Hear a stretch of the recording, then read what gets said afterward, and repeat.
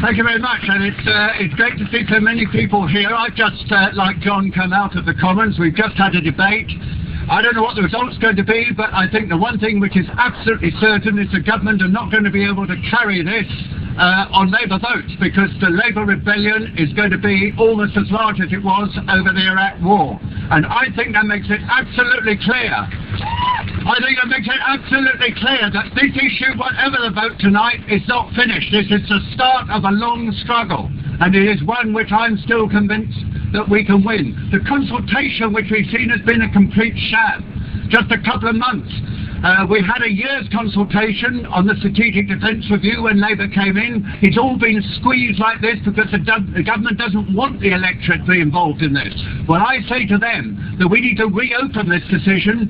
We need to have a new and fresh one-year consultation with the electorate, and then a proper debate in Parliament with a new vote which gives a fresh and genuine mandate. And that's what I think we should be demanding. The truth is, what came out in this debate very clearly, this is not an independent British nuclear deterrent. We are utterly dependent on the Americans. It's not even certain that we could use it if we wanted to, because of our dependence on the Americans, on software, on guidance systems, on warheads, on missiles.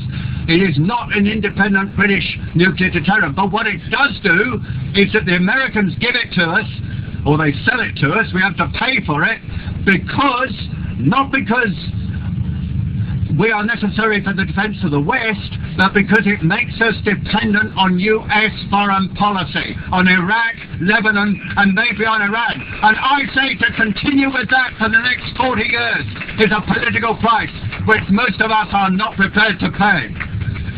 Let me say, the only argument that the government can use is to say, no, we can't recognise an enemy where we need nuclear weapons today, or indeed one which is likely in the future.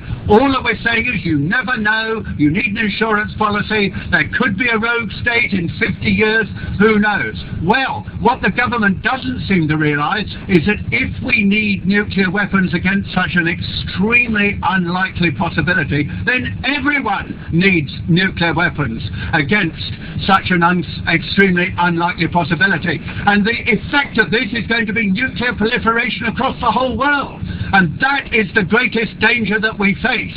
And what we need to do, I think, we don't have to take a decision on this before 2014, that's perfectly clear. We're being bounced, Parliament's being bounced, you're being bounced.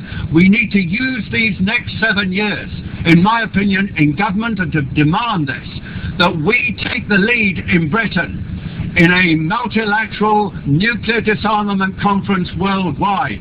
Not only the nuclear weapon states, but all of the 40 technologically advanced states which are perfectly capable of generating nuclear weapons, to bring them together and to get an agreement with us in the lead, and prepared to make this concession ourselves if we can get agreement with all the others.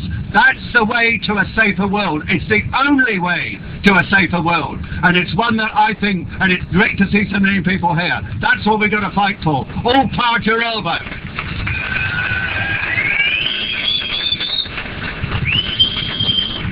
The leading figures in the